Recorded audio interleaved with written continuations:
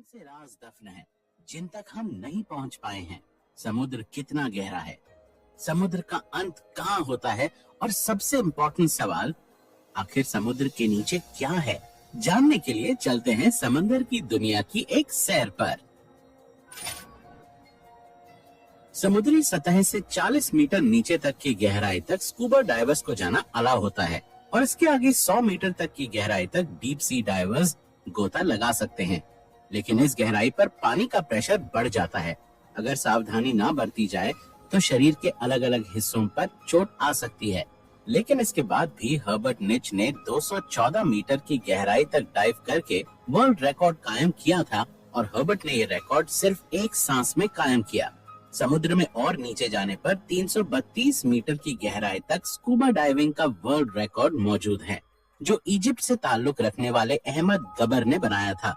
यहाँ से 443 मीटर की गहराई समुद्र सतह से इतनी नीचे है कि यहाँ तक न्यूयॉर्क की एम्पायर स्टेट बिल्डिंग भी डूब जाएगी। इससे नीचे 500 मीटर गहराई में हमें ब्लू व्हेल देखने को मिलती है। इसका वजन 150,000 किलोग्राम होता है।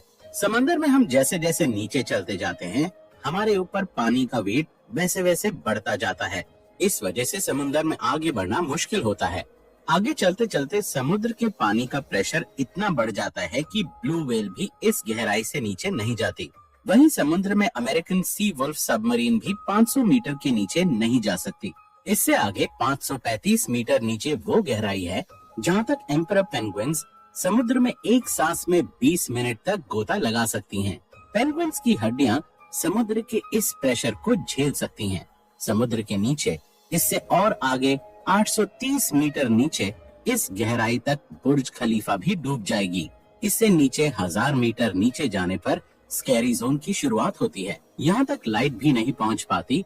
इस स्कैरी जोन में जायंट स्क्विड भी पाए जाते हैं। इससे नीचे 1280 मीटर की गहराई पर लेदरबैक टर्टल्स पाए जाते हैं।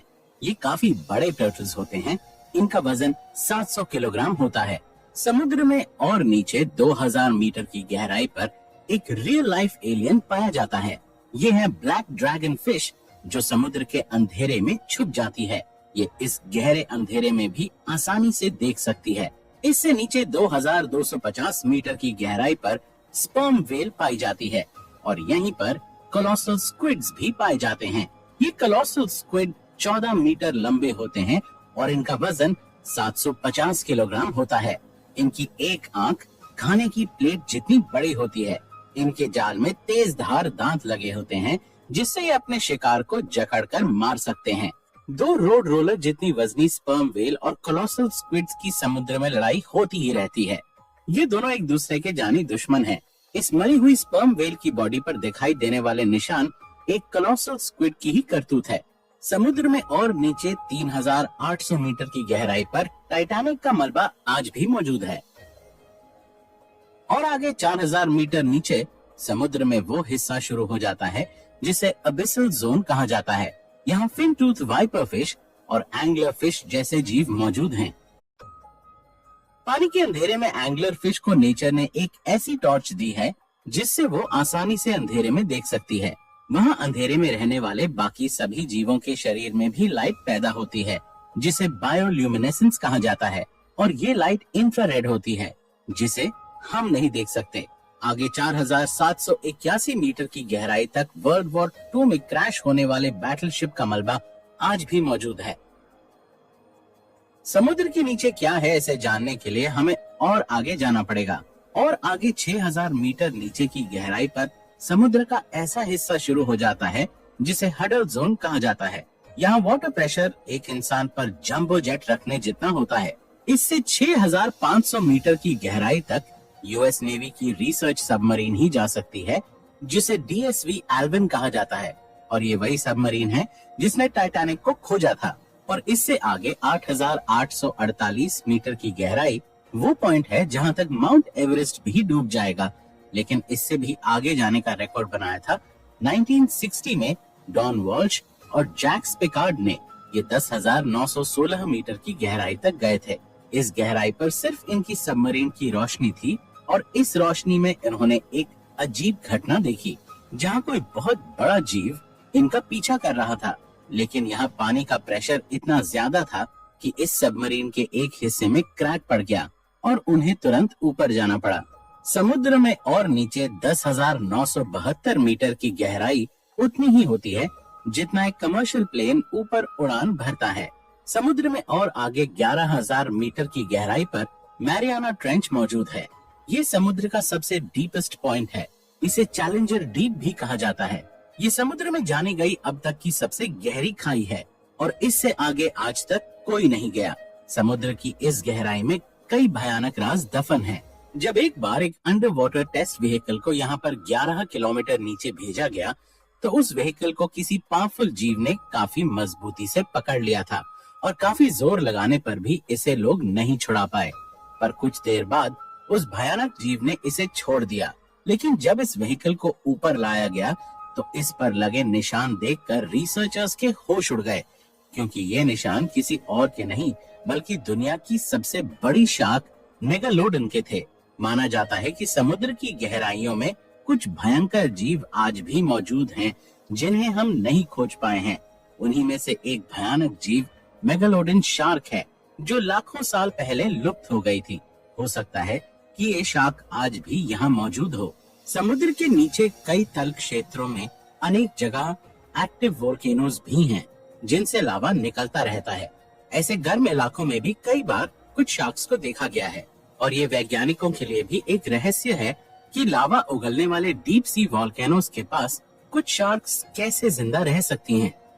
हम समुद्र में नीचे मैरियाना ट्रेंच में पहुंच चुके हैं। ये अब तक एक्सप्लोर किया गया समुद्र का सबसे डीपेस्ट पॉइंट है जिससे आगे तक कोई नहीं जा पाया है। अभी तक हमने समुद्र के 5% हिस्से को ही जाना है, पर एक सवाल अभी तक बना हुआ है कि आखिर समुद्र के नीचे क्या है। अगर आप सोच रहे हैं कि समंदर के नीचे कोई विलुप्त सभ्यता, विलुप्त शहर या सोने चांदी के सिक्के मिल सकते हैं तो आप गलत हैं। असल में समुद्र के नीचे क्या है ये जानने के लिए हमें पृथ्वी की संरचना को समझना होगा।